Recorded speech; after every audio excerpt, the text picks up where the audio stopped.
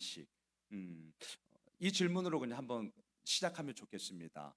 나의 양식은 무엇인가? 당연히 물론 우리가 삼시세끼 먹는 밥이죠.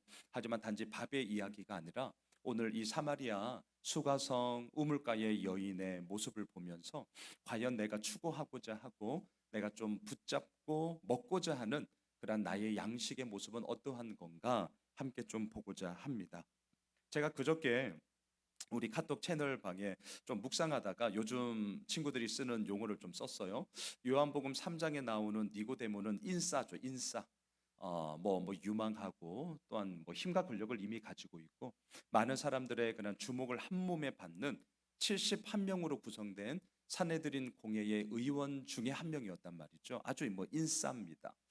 그렇지만 우리가 지난 월, 화, 수 오늘까지 보고 있는 사마리아 성의 이 수가성 우물가 여인은 아싸죠, 아싸. 그 어느 누구도 주목하지 않고 또 이 여인 역시 그러한 사람들의 편견과 아주 따가운 눈총을 피하고자 우물가에 간 시간 기억하시잖아요.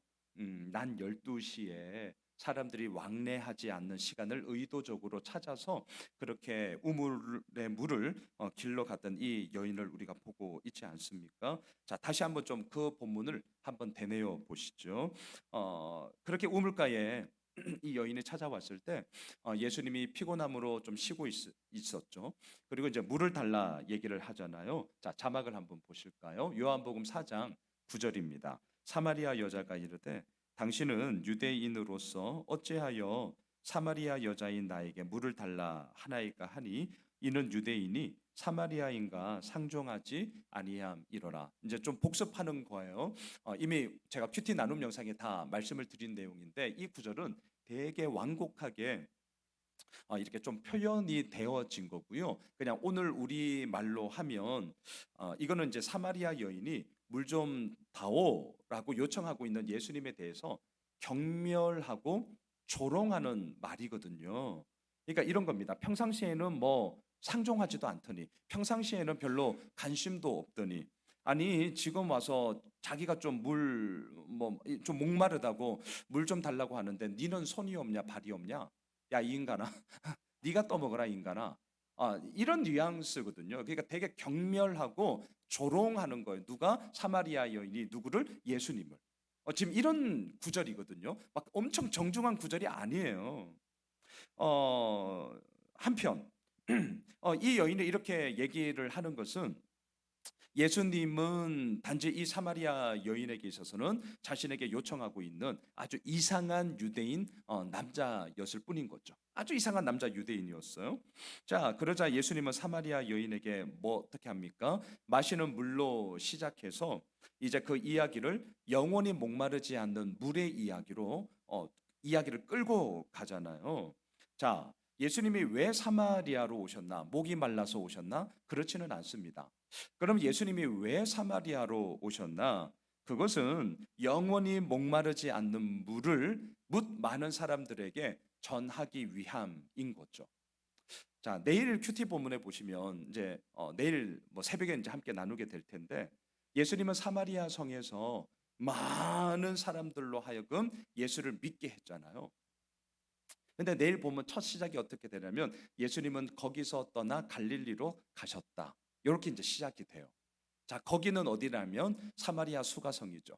자, 의미를 더 부여해 볼게요. 거기는 어디냐고요? 수많은 사람들이 예수님을 믿기 시작한 곳이에요.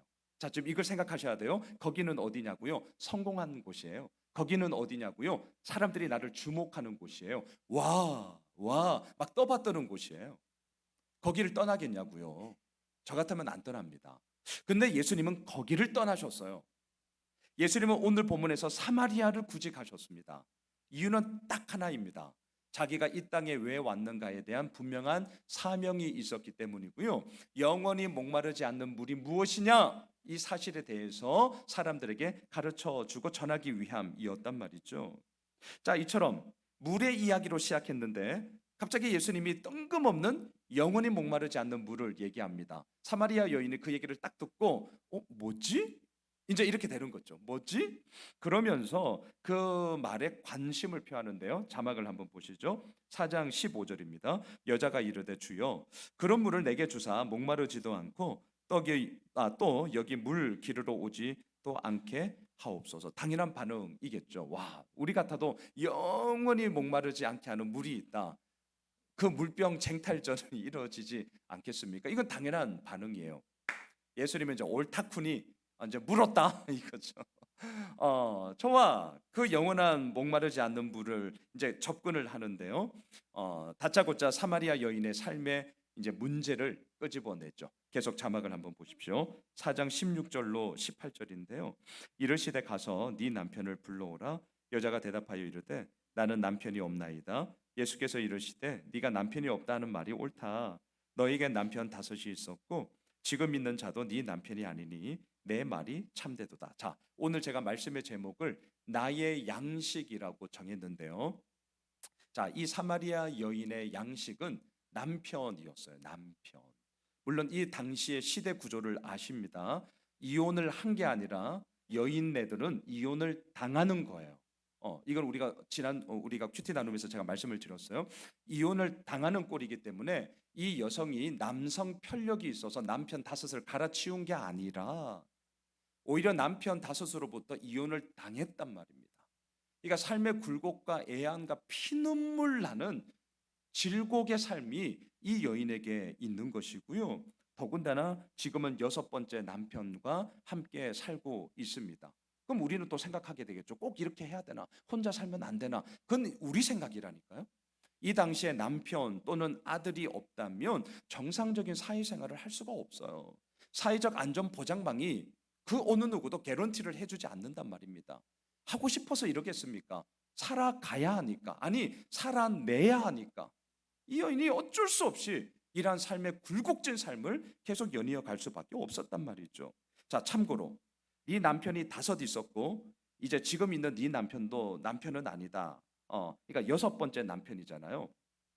제가 예전에 한번 좀 말씀을 드렸는데 유대인들의 숫자에는 개념이 있다고. 그러니까 뭐 너무 많은 거 아실 필요는 없고요. 가장 일반적으로 얘기하는 거 다시 한번 좀 리마인드하면 이제 성경에 가장 많이 나오는 게 3이죠. 3. 3은 하늘의 수, 성부, 성자, 성령. 그래서 숫자 3의 의미에는 하늘의 수로 유대인들이 이렇게 인식을 합니다.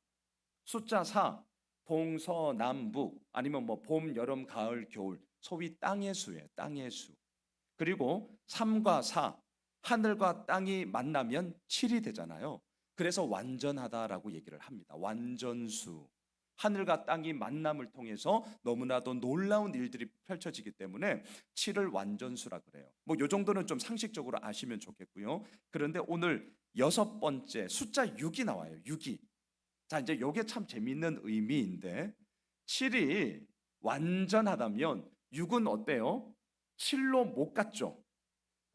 그래서 완전하지 않는 뭔가 완전함에 접근하려고 애를 쓰지만 결국 끝내 이루지 못하는 절망, 아픔, 그러한 삶의 굴곡진 몸부림, 이게 숫자 6의 의미로 실은 담겨져 있습니다. 그래서 오늘 본문에 나오는 이 여인은 여섯 번째 남편이 있지만 결국 뭐예요? 그러한 삶의 굴곡진 애한들이 그 남편을 통해서 해갈되었냐? 그렇지 않더라.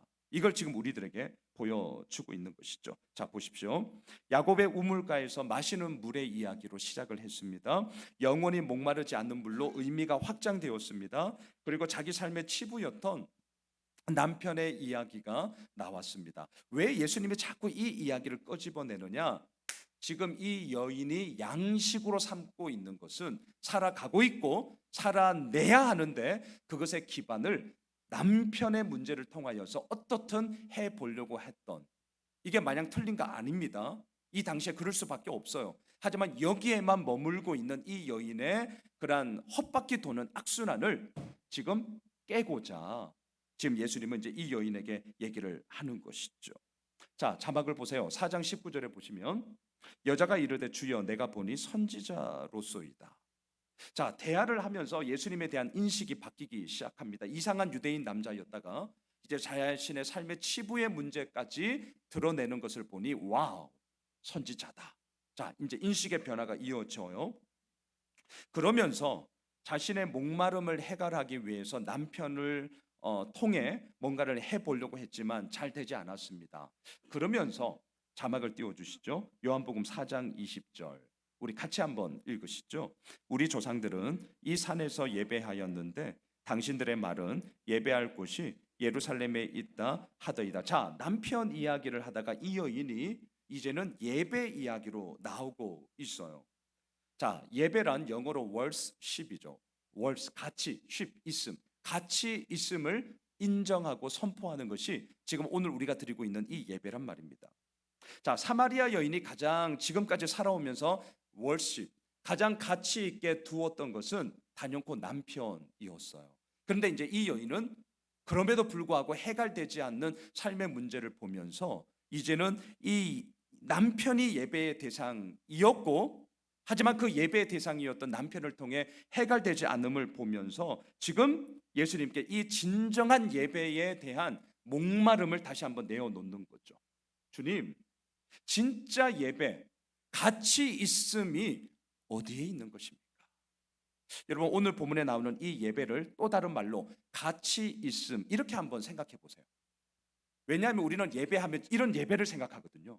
수요 예배, 주일 예배, 새벽 예배, 공적으로 모이는 이런 예배 형태만 생각하지, 예배라는 말을 가치 있음이라는 말로 치환시키면 우리 생각이 확 확장이 돼요. 네.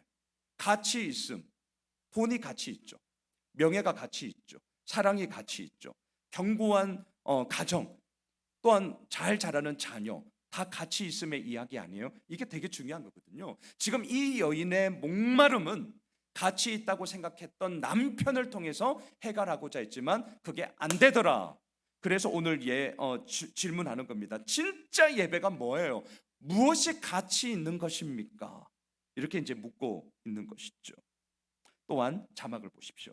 4장 22절을 보시면 너희는 알지 못하는 것을 예배하고 우리는 아는 것을 예배하노니 이는 구원이 유대인에게서 남이라. 자, 예배를 한다고 막 나름 애를 쓰는데 뚜껑을 딱 열었더니 알지도 못하는 것에 마치 우상 숭배처럼 비나이다 이런 꼴로 그냥 뭔가를 섬기는 것뿐이지 아는 것이 아니더라는 거예요. 그러니까 얼마나 허망해요.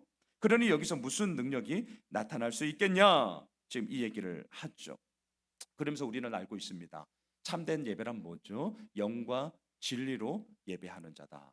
자, 영과 진리 이 말에 대해서는 진짜 논문 이렇게 검색하면요, 막 수천 편이 나옵니다. 진짜 막 어마어마한 주제로서 확장시킬 수 있는데, 그러다 보니까 너무 많은 내용이 있다 보니까 좀 이렇게 정리하기가 쉽지가 않습니다. 근데 저는 좀 단순하게 성령 하나님의 임재하심, 진리, 나는 곧 길이요 진리요 생명이라고 말씀하신 예수 그리스도를 신뢰함.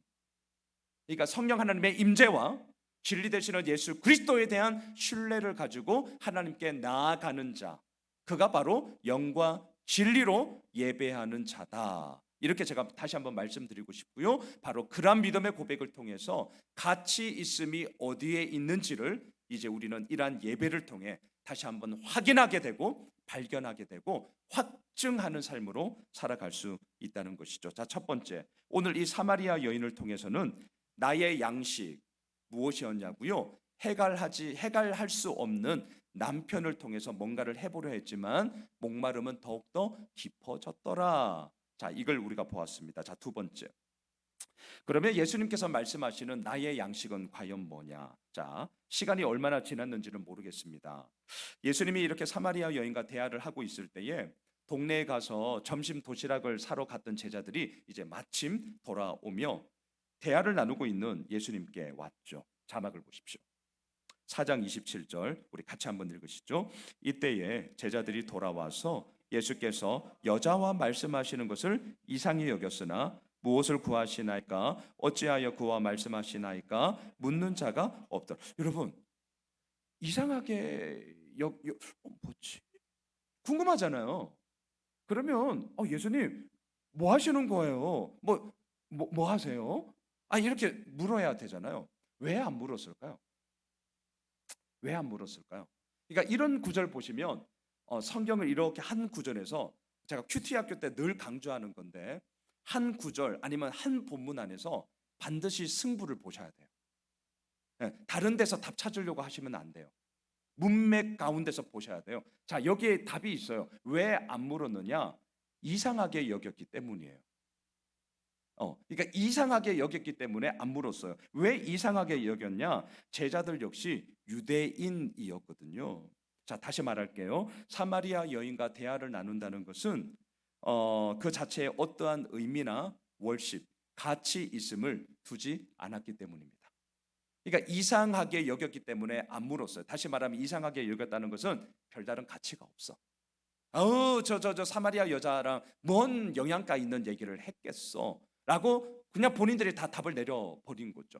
그래서 이상하게 여겼지만 더 이상 질문할 가치조차 없다. 그래서 안 물었던 것이죠.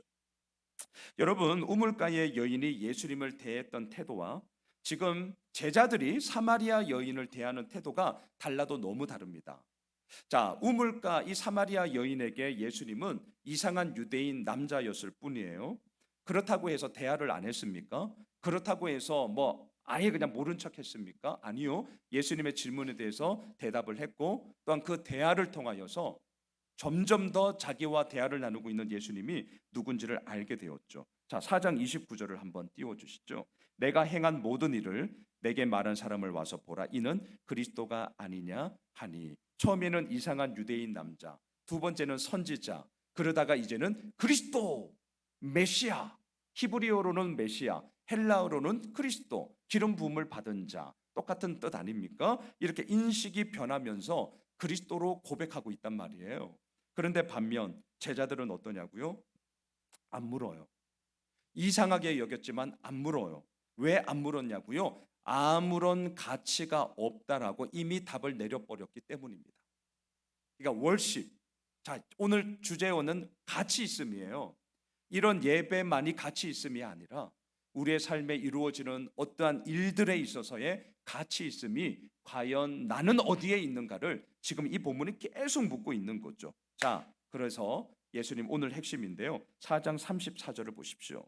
이렇게 편견과 선입견에 빠져 있는 제자들을 향해서 예수님은 자신의 양식이 이거라고 말씀하세요. 같이 읽읍시다. 예수께서 이르시되 나의 양식은 나를 보내신 이의 뜻을 행하며 그의 일을 온전히 이루는 이것이니라. 자, 예수님이 말씀하시는 나의 양식은 뭐냐? 편견을 가지고 사람을 대하는 것이 아니라 하나님의 뜻을 행하는 것이다.